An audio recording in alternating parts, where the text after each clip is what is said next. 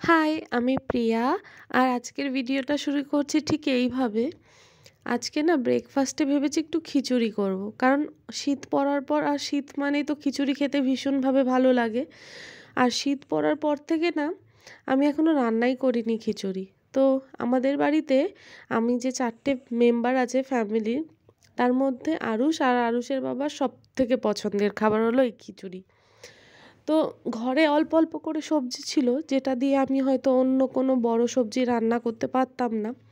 আর ব্রেকফাস্টে যেহেতু খিচুড়ির পরিমাণটা একটু অল্পই লাগবে, ওটা একদম পারফেক্ট ছিল।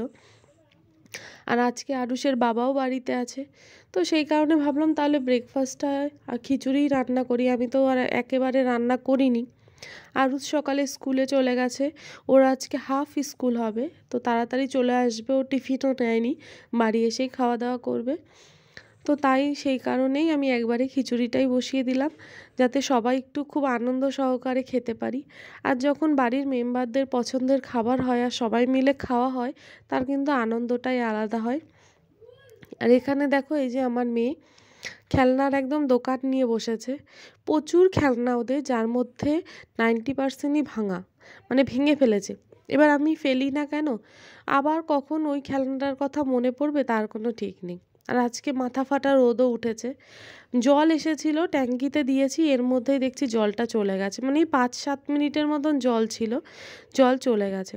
আমার তো কোনো কাজ হয়নি, মানে জামা কাপড় কাচা, বাসন মাজা, স্নান কোনোটাই হয়নি। ওই ট্যাঙ্কিতে কিছুটা জল আগের দিনের ছিল, ওটা দিয়েই কাজ করতে হবে। তো ব্রেকফাস্টটা করে নেব। আমি এখন করব না, কারণ মেয়ে খাচ্ছে, মেয়ের ওরও এখন পছন্দের খাবারের তালিকায় এটা চলে এসেছে। তো মেয়ে খাচ্ছে, ছেলে বাড়িতে আসলে ছেলে এবং ছেলের বাবাকে খেতে দেব। আর ছেলের বাবা ছেলেকে আনতে গেছে, আজকে যেহেতু হাফ স্কুল, তো ওর বাবাই ওকে নিয়ে আসবে। তো এই যে নিয়ে চলে এসেছে।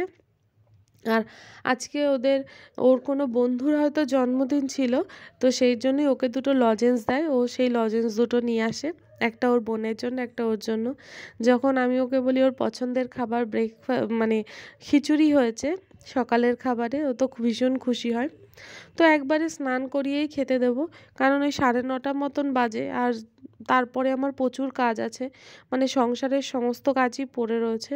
আগে খাওয়া দাওয়াটা হোক, তারপরে সমস্ত কাজ একবারে করব, তাহলে একটা নিশ্চিন্ত থাকতে পারবো যে সমস্ত বাচ্চাদের বাকি সবার খাওয়া দাওয়া হয়ে গেছে। তো আস্তে আস্তে কাজ মেটাতে পারবো, তারপরে দুপুরে রান্নাটা করব, একদম সিম্পল কিছু করব, বেশি কিছু করব না। আর এই যে আমার ঘরের অবস্থাও খুবই জঘন্য, তো এই গোছাবো, গুছিয়ে আমি একবারে স্নানে যাব।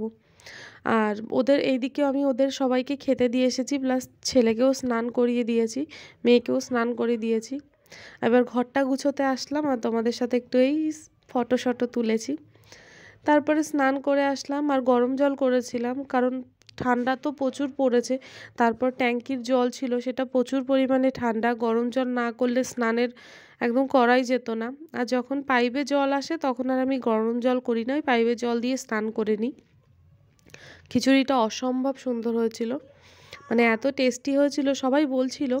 এদিকে আমি ওদের সাথে একটু কথা বলছি আর খাচ্ছি। আজকে আরুষের বাবার বাড়ি থাকার একটাই কারণ আজকে আমি বিকেলবেলা যাব আমার জায়ের মেয়েকে দেখতে, কারণ ওর সামনে অন্নপ্রাশন, ওকে কিছু গিফটও দেব, প্লাস ওকে একটু দেখতেও যাব। ও জন্মানোর পর ওকে এখনও দেখতে যায়নি, তো যাব ওকে দেখতে। সেই কারণেই আরুষের বাবা আজকে বাড়িতে আছে।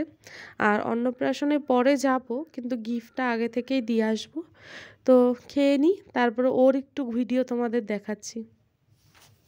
শোনো, অন্নপ্রাশন আসছে, আগে হেসো না, আগে আমার কথাটা শোনো। অন্নপ্রাশন আসছে, হ্যাঁ, বড় বড় মাছ দিয়ে ভাত খেতে হবে। আর শোনো, তোমার বাবাকে বলবা কাতলা মাছ আনতে, বড় বড় পেটি দেখে, আর পাবদা মাছ আনতে, ঠিক আছে? আর কি খাবে? মাছ কম, নাহলে চিংড়ি মাছের মালাইকারি। আর পায়েস করতে বলবা তোমার মাকে। বল, আমারই তো বেরোচ্ছে লনের গুড়, ওটা দিয়ে পায়েস করবা, তাই না? আর 2 রকমের মিষ্টি,